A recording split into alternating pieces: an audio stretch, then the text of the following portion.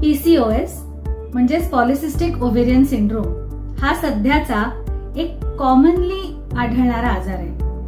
आता हा आजार वयात येणाऱ्या मुलींमध्ये दिसतो.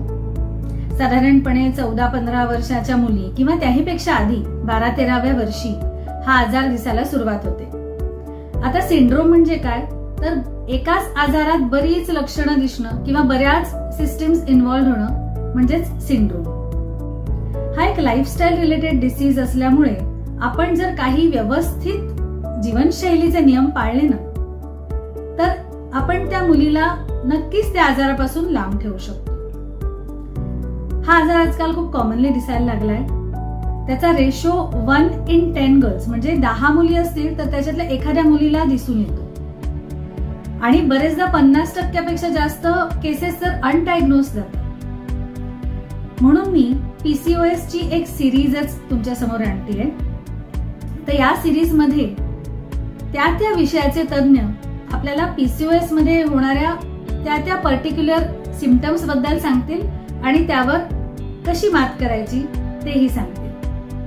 So stay tuned, stay healthy आणि स्टे ब्युटिफुल.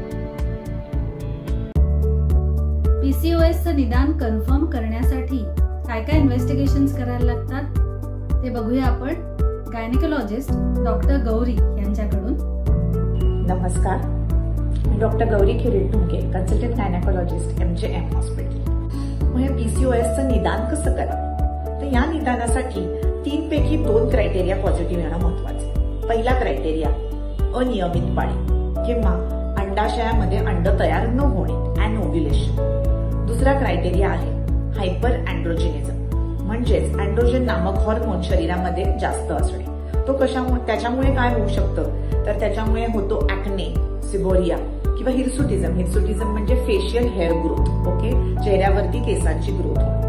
आणि तिसरा क्रायटेरिया आहे सोनोग्राफीवर अंडाशयामध्ये 12 पेक्षा जर का जास्त फॉलिकल्स किंवा पाण्याचे फुगे दिसत असतील तर त्याला आपण पीसीओ म्हणजे पॉलिसिस्टिक ओव्हरी असं लेबल करतो. तर जर का तुमच्यामध्ये या 3 पैकी कुठलेही 2 क्रायटेरिया पॉझिटिव्ह असतील तर त्याला आपण पीसीओएस असं म्हणतो. ह्या पीसीओएसचं कॉम्प्लिकेशन म्हणजे नक्की काय, तर एक कॉम्प्लिकेशन आहे ते म्हणजे वंध्यत्व म्हणजे इन्फर्टिलिटी, गर्भधारणा न होणे, प्रेग्नेन्सी राहण्यासाठी प्रॉब्लेम्स येणे. या पीसीओएस मध्ये काळजी करण्याचं काय कारण आहे. पीसीओएस मध्ये पाळी अनियमित होते, वजन वाढायला लागतं, पिंपल्स यायला लागतात, सडनली वळ्यांमध्ये पिगमेंटेशन यायला लागतं. या दाढीच्या एरियामध्ये किंवा मिशीच्या एरियामध्ये पुरुषांसारखे केस यायला लागतात मुलींना. हे झाले एक्सटर्नल अपिअरन्सचे प्रॉब्लेम्स.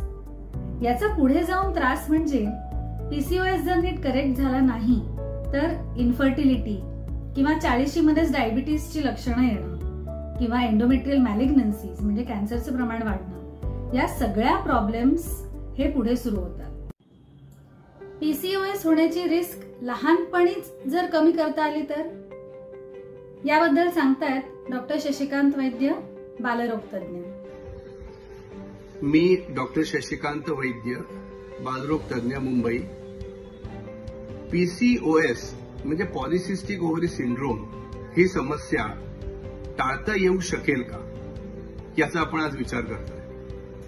काय असतं की बालरोग तज्ञ म्हणून जेव्हा आम्ही आता विशेष करून आपण मुलींच्या बद्दल बोलतोय, साधारणपणे 13 ते 17 या ऍडोलसंट एज मध्ये जेव्हा त्या मुलींचा आम्ही तपासणी करतो तेव्हा त्यांचा एक आलेख ठेवतो.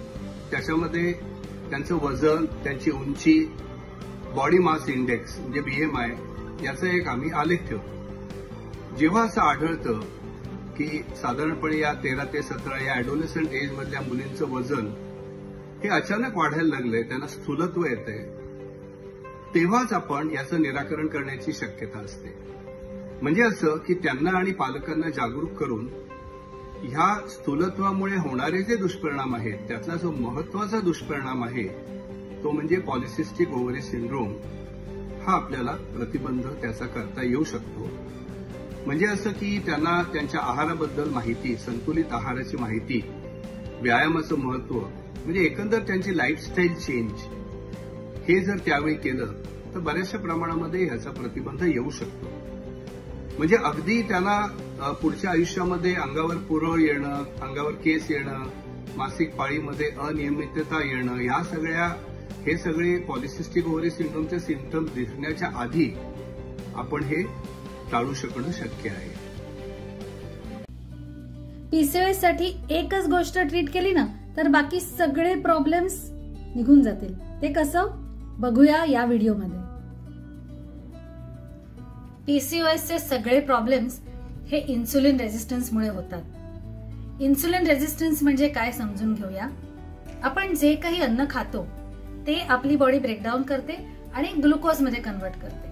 इन्सुलिन काय करतं, इन्सुलिन हे हॉर्मोन या ग्लुकोजला ब्लड स्ट्रीम मध्ये येऊ न देता ते टार्गेट ऑर्गन पर्यंत पोहोचवतं, म्हणजे लिव्हर सेल्स, फॅट सेल्स किंवा मसल सेल्स. आणि हे ग्लुकोज ते तिकडे स्टोअर झालेलं असतं आणि ते एनर्जीच्या रूपाने आपली बॉडी युटिलाइज करत असते. तर जर आपण हाय कार्ब किंवा जास्तीत जास्त शुगर असलेले किंवा प्रोसेस्ड फूड खाल्ले जास्त प्रमाणात तर हे इन्सुलिनचं रेग्युलर काम करणं बंद होतं आणि या टार्गेट ऑर्गन मध्ये ग्लुकोज स्टोअर न होता जास्तीत जास्त ग्लुकोज हे ब्लड सर्क्युलेशन मध्ये येतं आणि मग सुरू होतात सगळे पीसीओएसचे प्रॉब्लेम्स. म्हणून तुम्ही जर इन्सुलिन रेझिस्टन्स कमी होण्यासाठी प्रयत्न केलेत तर पीसीओएसचे 70 ते 80% प्रॉब्लेम्स कमी होऊन जातील. आता त्यासाठी काय करायचं ते बघूच. लो कार्बोहायड्रेट डाएट हे डाएट पीसीओएसच्या इन्सुलिन रेझिस्टन्सवर मात करायला अतिशय मदत करतं. म्हणजे काय काय खायचं, आपण 5 महत्वाचे घटक बघू. सगळ्यात पहिल्यांदा भाज्या, नॉन स्टार्ची भाज्या ज्यामध्ये पालक, मेथी, कॉलीफ्लॉवर, ब्रोकोली यांचा समावेश करावा. गाजर, टोमॅटो यांचाही समावेश केला तर अतिउत्तम. दुसरं फळ, फळांमध्ये काय खायचं, सफरचंद, संत्री, डाळिंब, बेरीज म्हणजे आंबट फळ जेवढी खाल तेवढं जास्त चांगलं. तिसरं म्हणजे ड्रायफ्रूट, ड्रायफ्रूटमध्ये बदाम, अक्रोड हे उत्तम.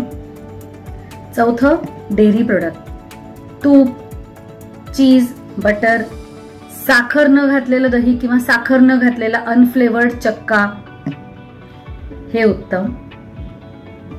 नॉन व्हेजिटेरियन आयटम, अंडी, फिश, चिकन, मटन ब्रॉथ किंवा मटन या गोष्टींचा समावेशही आठवड्यातून 2 किंवा 3 वेळा करावा. अंडी जर रोज खाल्ली तर नक्कीच त्याचा जास्त फायदा होईल. लाईफस्टाईल मॉडिफिकेशन किंवा जीवनशैलीतले बदल हे पीसीओएसच्या ट्रीटमेंटसाठी आणि पीसीओएसच्या प्रिव्हेंशनसाठी दोन्हीसाठी खूप महत्वाचं.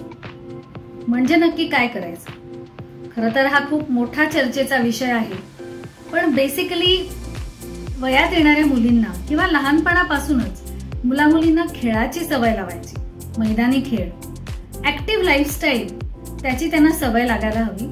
तर आहारामध्ये दुग्धजन्य किंवा डेअरी प्रोडक्ट्सचं रिडक्शन करायचं, कारण दुधामध्ये ते इन्सुलिन लाईक ग्रोथ फॅक्टर्स असतात. त्यांनी पीसीओएस होऊ शकतो किंवा त्याचे कॉम्प्लिकेशन्स वाढू शकतात, ज्याने इन्सुलिन रेझिस्टन्स येऊ शकतो बॉडीमध्ये.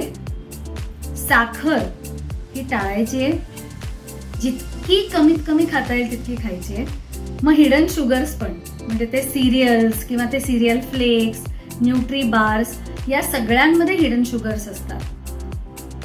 वाढत्या वयामध्ये प्रोटीन लागतात बॉडीला, त्यामुळे तुम्ही जर अंडी खात असाल किंवा फिश खात असाल तर नक्की मुलींना द्या. भाज्या, फळं यांचं प्रमाण मुलींचं वाढवा जेवणातलं. जसं प्रोटीन लागतात तसे चांगले फॅटही लागतात, त्यामुळे घरचं तूप किंवा लोणी किंवा बटर याचाही समावेश आहारामध्ये